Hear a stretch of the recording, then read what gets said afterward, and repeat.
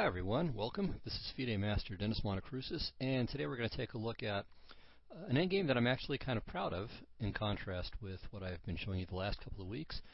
And although this example isn't quite perfect, it's still a game that as I said, I feel proud of, and I think I did find a very neat idea in this game, and it ended up saving the game too, as we'll see. So I'm black here, and this is from a 1986 game that I played against Dan Durham, who was a senior master. I'm not sure what he is at this point. I think he's kind of inactive these days, but was a senior master from California. I was 23-something, which unfortunately I still am at this point. And as you can see, I'm down a pawn. And okay, all the pawns are on one side of the board, and that's generally to the advantage of the defending side. Here, though, because I have the double G pawns and no F pawn, it gives him a passed E pawn. On the other hand, it's a very interesting peculiarity of doubled pawns that in defensive structures, sometimes they end up even being advantageous. So not merely neutral, or let's say even going further than not being too big a disadvantage, they're often neutral or even advantageous, purely for defensive purposes. So I don't remember who it was that said it. I think it's some old players from the early 20th century who said that doubled pawns are like lame people who are lame, that they only show their weakness when they're moving, when they're standing up and in motion. And so it is, that with the idea being that defensively, doubled pawns really aren't a problem. But if that's your majority, if that's where you're trying to create a passed pawn, then doubled pawns can be, of course, a severe disadvantage. So as we'll see, here they provide surprising defensive capabilities. All right, well, so let's continue from here, or let's start from here. As I said, I'm black. It's my move here, and one of the basic rules of defending a position when you're down a pawn, in particular, is to trade pawns, not pieces. If this were a king and pawn ending, I would, of course, be dead lost. I mean, there's just nothing to even hope for. But if it ends up being just rook and one pawn versus rook, well, that's typically an easy draw as long as the king is in front of the pawn. So, of course, I start off with the move h5. All right, no problem here. White plays king g2, activating his king. I take. And now I play an interesting move, I think. I play king h4. So I'm trying to make it as difficult as I can for him to activate for him to activate his king, and for him to get his pawns rolling in some useful way. He wants, of course, to keep the G pawn, but you can only do so many things. So, of course, he plays king f3 here. It's not the most natural square for his king. It's blocking the f pawn, and it still leaves his G pawn a little bit awkwardly defended. On the other hand, now he's threatening to play his rook to e7, and I certainly can't allow this. I mean, if I'm just down 2 pawns, then there's no real point in continuing. So rook to b7, and this has the threat in some cases of playing rook to f7 check. So, for example, if he plays rook to e6, rook f7 check, and all right, well, I still can't take on g4. Probably, well, actually, that's not entirely clear. But he doesn't want to give up the f pawn, so he'll probably play. Which one? Probably king e2, more active location. And then, yeah, well, okay, I can either play g5, and then I'm not getting f3 is not a problem, because here maybe I can play either king g3 now or shortly. So if king g3 now, maybe rook to g6 is a little problem. But if I simply hold on to the position, maybe play rook to a7 and bother his king from the side, and then play king g3, it's still far from clear. Or also, another interesting move is to play rook to d7 to keep his king from entering through the center. So a variety of ways to play. This would all be interesting, but my opponent played rook to f4 and simply precluded this bid for counterplay. So I wait. Another important rule of thumb is to always be willing in an endgame to do nothing. And that holds true both for the offense and for the defense. For the offense, it's usually expressed under as the principle, do not hurry. So you improve your position as much as possible. Well, I've mentioned before, there's two reasons to not hurry when you're the strong side. One is to look for ways to improve your position as much as possible before taking decisive action.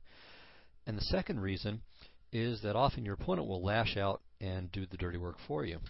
So that's exactly segues into the defensive side of the being willing to do nothing concept. And that's in part so you don't lash out and self-destruct. But also, if you have a fortress, the burden of proof is on your opponent. So let him be the one who's frustrated. Make him show something special. So I simply wait. Rook to a7. I've got everything covered. There's not really any obvious way for me to improve my position. So I'm not going to do something just to do something. Okay, my opponent plays rook to f8. Now, of course, I'm not going to play g5 and get mated in one move. But I can do something constructive. I play rook to a4. So I'm hitting the g-pawn. And that forces him to simply retreat. Or actually, no, I'm sorry. Yeah, he doesn't have to retreat. He has this little trick here. Because if I play rook takes g4, while the material equilibrium is now reestablished, this king and pawn ending that results after I take, he takes, should be losing. So actually, I haven't checked this, but it's very dangerous. And it certainly seems like it should be losing, but maybe there's some miracle draw here. All right, let's see. So let's take a quick look and see if we can solve this. Okay, so king f6. And now here, white has two plans to choose between. So one is to try to make the most out of the d-pawn that he can. The other is to simply leave it there as a decoy and go after the g-pawns. My suspicion is that he should try to make the most out of the d-pawn that he can. Not because he's going to queen it, but to force my king to the worst possible position here. Okay, so now king to d6, g5, here f3, g6, d5, yeah, and black runs out of tempi. White's going to move the king to the opposite side, whichever way the black king goes, and queen the pawn. So, for example, king here, here, and then d6, d7, d8, queen. Okay, so what black has to try here, I think, is g4, takes, g5, but this is going to be easy. King e6. Well, I mean, white wins whenever he's got the king on the 6th in front of his pawn. So it doesn't matter whose move it is. Black doesn't really have the opposition here. So king e6, king e8, d6, king d8, d7, and white promotes. So I think that was fairly simple and conclusive. I can't play rook takes g4. So, in fact, I didn't. I played rook to a7. So I returned to defending my hindmost g-pawn, the one that I can't immediately defend with my king. So he checked. I played here. King g3. Okay, so now he's made a little bit of progress because now he's able to achieve f4 with check, and so he has improved his position. I played rook to a4, f3. Again, this is a do not hurry bit here, and he's also got a nasty threat. So see if you can figure out what it is in the next few seconds while I drink some water.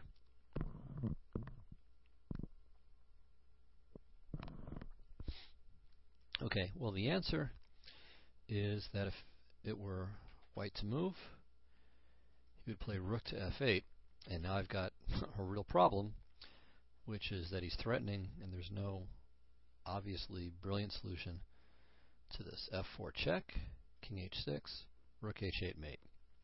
So, for that reason, I played king f6. I ensure that I don't get caught in this corridor here on the h file. Okay, rook f8 check, king e7, rook f4. Now, it might seem like this is serious because my king is cut off from the g-pawns, but that's actually okay. I can my g-pawns can take care of themselves, and I can prevent his king from entering through h4, g5. So I play rook to a3, and actually, yeah, perhaps I'm speaking too soon here. Maybe white can play king to h4. So let's consider this. rook takes e3, and now white has two moves to choose between. There's king to g5, and there's rook to e4 check. Okay, well this time, of course, after rook to e4 check, his passed pawn is not anywhere near as favorable as it was in the other situation. And so this time I think it's a straightforward draw. So king f6, and if anything, white is in danger of losing here. I think he has to play e5 check. At least that's my snap thought about this. So king takes here, here, here, and my king goes around the backside of his pawn and collects it. If he doesn't play e5, I think he just loses. So, for example, king to g3, king e5, king f3. Oh no, I'm sorry. Actually, okay, yeah, g5, king e3, g6, and this is kind of like that old endgame study that I showed at some point. I don't remember how long ago, but my king and pawn ending study. There were variations like this where white was up a pawn. Okay, white's not up a pawn here, but he's sort of up a pawn, but has to retreat. Well, actually, yeah, okay, king f3 is of course completely bad. Well, even this isn't so bad. So even this is just a draw. Okay, so I'm spouting nonsense here. Black does win the pawn there, but isn't winning the game. But even more dangerous is king to d3, because of course this is happening. But okay, king f5, king d5, g4, and it's a good thing that black has this g6 pawn, otherwise he would even lose.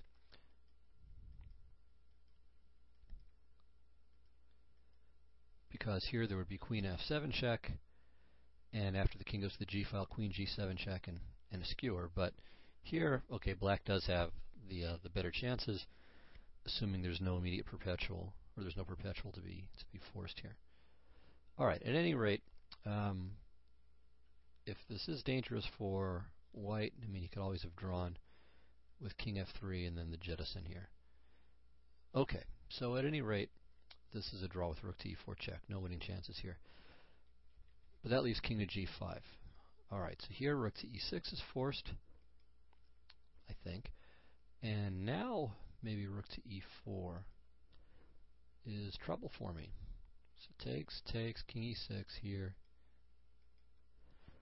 And now, okay, if king takes e4, g5, and then g6 wins. While if I try to be clever with king to f4, white can be just as clever with king to f6. And white wins in this position as well. Okay, so what else can I try?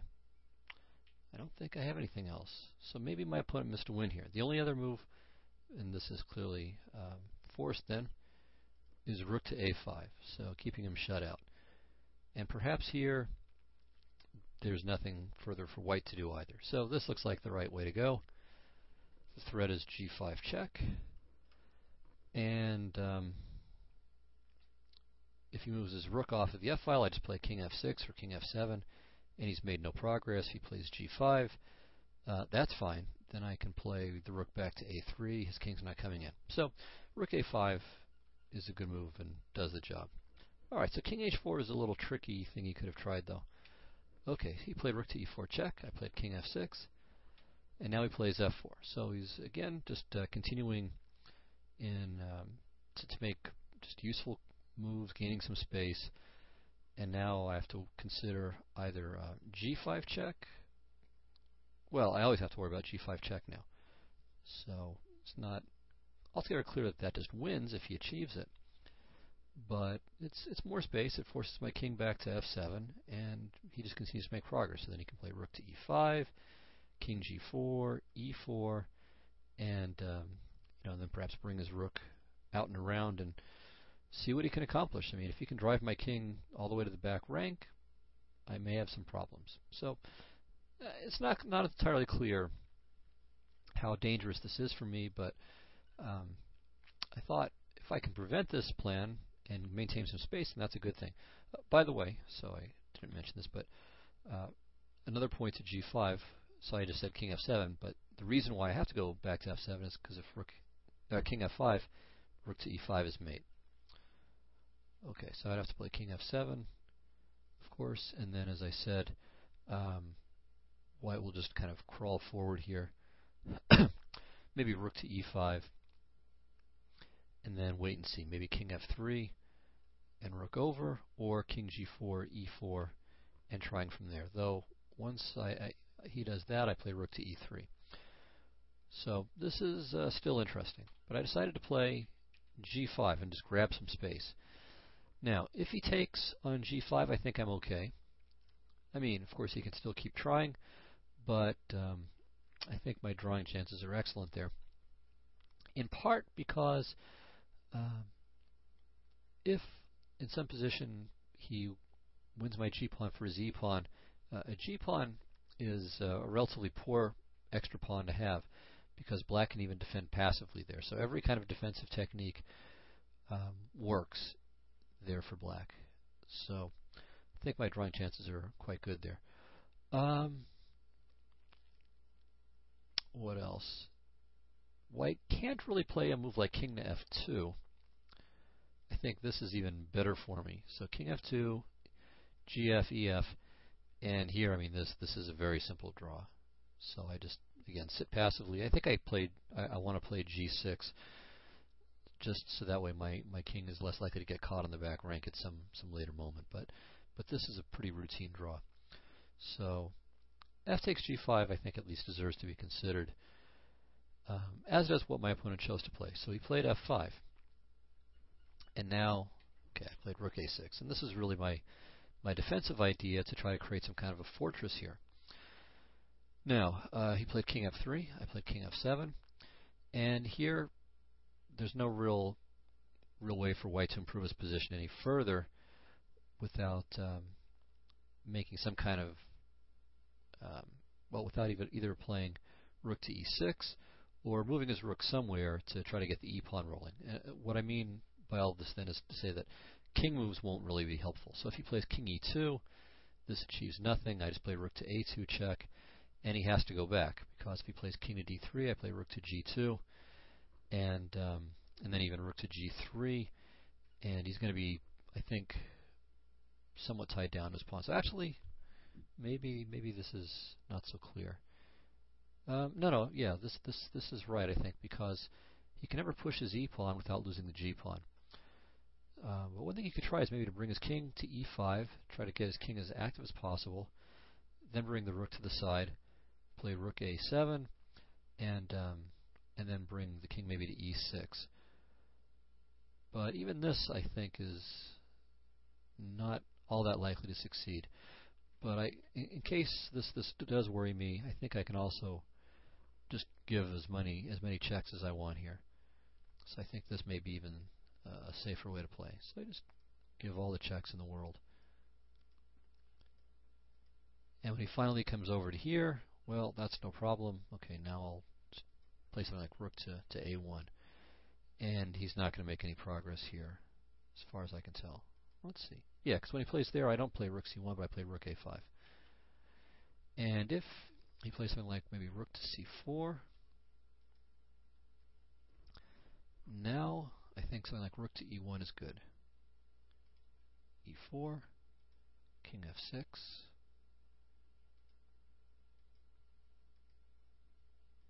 And then this would be a draw. Okay, so I'm definitely not going to claim. Well, actually, now I win. All right, that's a bit of nonsense at the end there, but I think that kind of play is right. So I'm going to check his king as far away as possible, and then bother his pawns. So this seems to me quite reasonable, and to give black almost a sure draw. I think it is a draw, but I leave open the possibility that I'm missing some clever ideas. Okay, so bringing the king around, I think, is not a successful plan. All right. Instead of rook to e6, we could also look at something like rook to b4. Again, I think I can just sit here, though. King f6, king e4, rook d6. And, all right, so here, this is kind of like what I was trying to get at before. So white sacks the g-pawn, but activates his king and tries to get the e-pawn motoring down the board. But I think that black is okay here. It's important, of course, that the f5 pawn isn't passed, so it's really only the e-pawn that I have to worry about at the moment. And black has a passed g-pawn, so should play rook to g1, activating the rook, and of course getting the pawn ready to rumble. So check, go back, king e5, hiding from checks. So again, typical play. If you can't check from behind, you go to the side. Okay, so you can force me all the way back to here, but the problem is that his king has no shelter from, if it goes to e6, I can just check on the side and drive him back. So let's say king to d5 to clear the way for the e-pawn. Check here, rook a1, e5, and now g4. Again, if I didn't have that g7 pawn, I would just be dead here, but with it, I'm okay. So let's say rook to c6, king f7, check here, rook c3, king f7, and I don't really see how white makes progress. The e-pawn isn't going to queen by itself, and he's always got to keep an eye on my g4 pawn, and for this reason I believe that this is a draw, but white can still try. Okay, so going back to this position here, white finally decided to make the big step here, and he plays rook to e6. And I had seen this, of course, before playing my g5 idea, otherwise it would just be terrible. Because if I can't take on e6, if I move my rook someplace, let's say, I don't know, a1 or a4, doesn't really matter, rook to g6, and he's going to be 2 pawns ahead, and that'll be hopeless for me. So I have to play rook e6. But this looks a bit crazy, because after f takes e6, king takes e6, white plays king to e4, and now it just seems that I'm losing. I mean, if I play king to d6, he plays king f5 and grabs my g-pawns and takes them all while I'm getting the e-pawn. While if I play king f6, then he plays king to d5 and then e4 and so on, and the e-pawn goes down the board. So see if you can figure out what it is that black ought to do here. So good moment for you to stop the recording and work this out. Of course, would have been even better to work this out before playing g5, as I had to, but still, it's a good thing to try to figure out this position even from here. There's still quite a lot that's interesting the rest of the way. Okay, well, there are 3 choices. So there's king f6, there's king d6, and there's g6. Alright, and I think I'll talk about g6 first. Now g6 loses, and to see how it loses, we'll get to another key position here in a little bit. King d4, king d6, so white just pushes as far as he can. And now, see if you can figure out what black's best move is in this position.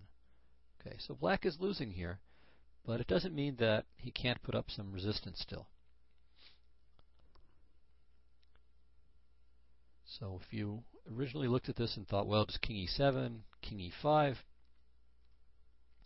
you were making your life much too easy for yourself. So this, of course, does win. White just grabs all the pawns that he wants to. And, of course, this is completely easy. But king to e8 is much more difficult, because now if white goes king e5, he makes no progress. Black just plays king e7. Or if he plays king to d6, this achieves nothing either. King to d8, e7, king e8, king e6, and this is just a draw by stalemate. So after king to e8, white needs to be a little bit clever. And here I want to talk about, or I want to take a quick detour and look at 2 other positions. Oh, actually, let's look at the first one right now. Okay, so this is the old basic triangulation position that everyone should know about. It's a textbook kind of, well, it's right out of the textbook, very famous kind of position. And so it's white's move, and again, we've got the same basic dilemma. If the king goes to e6, this leads to nothing. King e8, f7, king goes back to f8, king f6 is stalemate. Or if king f5, hoping to go to g6, black just plays king to f7, and again, making no progress. So the way for white to win here is to engage in what's called triangulation. And it's so called because white is going to make a little three-step here to get back to e5, while black's problem is that he's only got two squares that he can use, f8 and e8. And so white is going to reach this exact same position once again, but with black to move. See, if it's black to move here, black loses because, okay, either he goes to e8 and then king e6 wins, as we'll see, or if he goes to f7, then king f5 followed by king g6 wins. Okay, so here's what it looks like in practice. So king f4. Okay, again, black can't play king f7 because king f5 followed by king g6. So he waits. And now, once again, it's too early for white to play king f5 because king f7. Or if king to e5, king f8 just gets back to the starting position. So we play king e4. This is the key move. Again, black can't play king f7 because king f5. So king f8. And now king e5. And we've gotten back to the start position, but with black to move. And so black is in Zugzwang now and loses the game. So again, king f7, king f5, and with two extra pawns, white wins routinely. Or if king e8, king e6, king f8, f7, king g7, king e7, and white wins. Of course, you should be on your guard for this little stalemate trick. If you promote to a queen now, it's stalemate, but you can either make a rook or, best of all, of course, king f6. Alright, so simple but very elegant winning procedure that everyone should know. So by describing this little triangle here, white is able to shift the position from white to move to black to move and force black to do something harmful. Okay, so let's go back now to the game, to my game, and to this position that we had right here. Okay, so again we're looking at g6. Flip the board back again. So white pushes, and now king to e8. And so now we know the solution. So king e4, or king d4 would be the same thing. King d8, king d4, king e8, king d5. And white wins. So black is in Zugzwang. Either he allows quick promotion of the e-pawn, or he loses his g-pawns for nothing. Okay, so going back, you see that g6 is a losing move. Okay, what about king f6? Well, as advertised, king to d5 is winning. Black is just going to have to retreat, let's say to e7, and now king e5, threatening king f5, and if g6, well, e4, and white is just going to promote here. So this is quite simple and hopeless for black. So that only leaves king to d6, but this looks just impossible. Because, okay, let's say white just goes over. King f5. And, well, okay, yeah, so this is the key thing here. So I shouldn't have done that, sorry. It looks like it's just horrible, because, I mean, if king to d5, then e4, and it seems like white's pawn is going to promote. And if the king goes back, well, then white's king just takes on g5. But the remarkable thing is after king to d5, there's no promotion, because e4 check. Now king to d4, e5, king d5, e6, king d6, and all of a sudden we see, well, white's king can't go to f6, so incredibly, all he can do now is take pawns. But even this looks good enough at first. It takes a moment to realize that, in fact, black's king is able to get there in time. So king takes g7, king f4, and we win the pawn. Or if g5, king f4, and black is able to kind of grab a hold from behind here and again save the draw. Okay, so going back here, e4 does not win. Okay, well what about king takes g5? I mean, again, it looks like white is much too fast, but incredibly, I mean, it's kind of an optical illusion.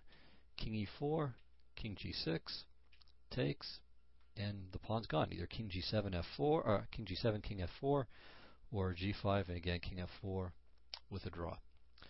Okay, so king d6 is really a spectacular and fantastic move, and the only way to save the game. So white realized I think to his shock, that king f5 is not winning here, and played king to d4. Okay, so I played king to e6, e4, king d6, e5 check.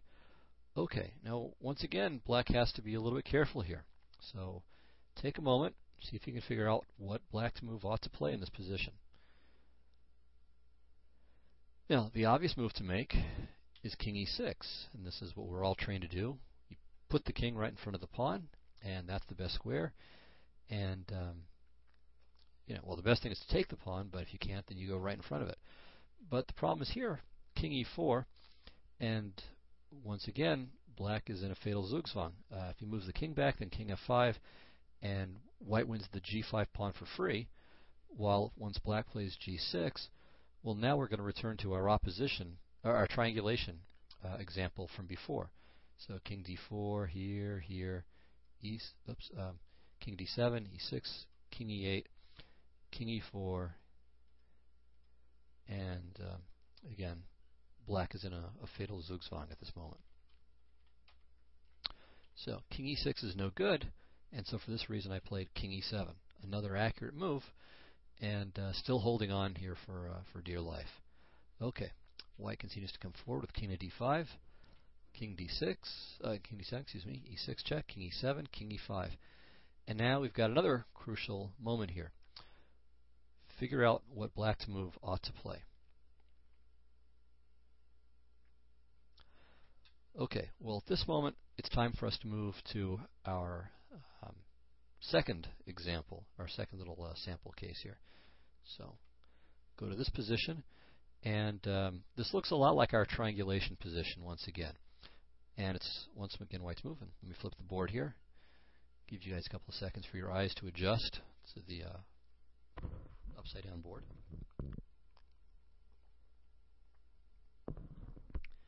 And once again, you should figure out what white's move ought to play. Now, the natural thing you might expect from before is that white should play to triangulate. So let's take a look. King f4, king e8, king e4, king f8, king e5. And okay, again, king f5 is king f7 is not any good, but let's say king e8, king e6, king f8, f7. But now we see a big problem, a5, and this is a draw. So king f6 is stalemate. That's the basic idea. And the attempts to go for a race don't work either. So okay, king d5 is just bad, because here black is queening first and will actually win because white's king can't get to b8. So if white gets to play, if white gets his pawn on a7 and the king on b8, then even if black is queening and gets to move, it's a draw. But here it's too slow. So a7, h1 queen, and let's say king c7, queen a8. So whenever you can achieve this, then it's just an automatic win. Whenever the queen can get to be on the queening square, it's over. Or if white tries, let's say king b7 here straight away. So for many of you, this is just trivial, but for some, I think this might be new knowledge. So I'll quickly show how to win this. All right. So here, if white could play a7, it would be a draw, and let me explain why that works too. So I'll do this just to be illustrative. Queen b6 check, king a8, and the problem is that black never has time to bring his king closer because this is stalemate. So black has to release the stalemate, but once he does that, the threat to promote the pawn always takes back over again. Okay, but what black does do here, all right, this should work. Okay, occasionally there are some funny diagonal positions, but this isn't one of them. Okay, so here, we'll just keep moving closer. And eventually you force this, and then the black king just makes some pass move. And with the zugzwang here, there's no stalemate. White has to give up the a-pawn, and then it's trivial. Okay, so all this to say that in this position, okay, again, king f6 is stalemate. King d5 is a way to lose, at least if white continues to bring his king to the queen side. And even the clever king e5 doesn't do the job. So wins the h-pawn, but black's king will be able to get back to the corner just in the nick of time. So he gets there by one move. It doesn't have to get to the corner. All he has to do is either get to the corner or be able to shut white's king in on the A file. So, for example, king A7, we just kind of sit here. And now either white lets the black king in and stalemates it, or white gets his own king stalemated. Like that. Either way, it's a draw. Okay, so going back to the beginning here, to our start position. Whoops. Okay, so we saw that triangulation doesn't work, but it's also unnecessary. King E6, King E8. See, normally you would think this is bad, but the point is we do this and it's stalemate, except that black has the spare tempo. And now the king has to give ground and white does promote. So you could think of this as kind of anti-triangulation. So here, because black has the spare tempo, we don't triangulate. We just play straightforwardly and make him burn it. And sometimes there are anti-opposition problems that function the same way. So when there are these spare tempi somewhere outside of the critical zone, you take those into account, and if it's an odd number of spare tempi, well, then you play the opposite of what you would normally do. If there were 2 spare tempi, then you would play the triangulation method, right? If there were 3 spare tempi, you would go straight ahead. If there were 4, you would, again, have to triangulate and so on. All right, so let's go back to my game, and this should make clear what it is that I need to do in this key position. Okay, so we're back here. Flip the board again, and I have to move here. Okay, so we know that so we know first of all that G6 is losing, because once again white does the little triangulation bit, and so we've already seen this several times. But king to E8 would be the natural move here. So typically when we think about this kind of opposition situation, the king goes straight back. But because black has one tempo move in reserve, this G7, G6 move, it means that I should in fact go the opposite way. So I should play either king to F8 or king to D8, with the point that, okay, first of all, again, the optical illusion variation, king F5, and again I can liquidate all the pawns remarkably.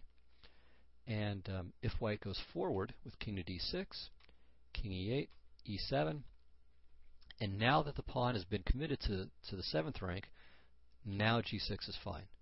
Okay, it's too late for him to triangulate. King E6 is stalemate, and nothing else is going to do any better for white.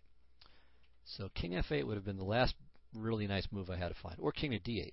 And king to D8 is even nicer in a way because it looks even more ridiculous moving away from my pawns, but in fact it comes to the same thing.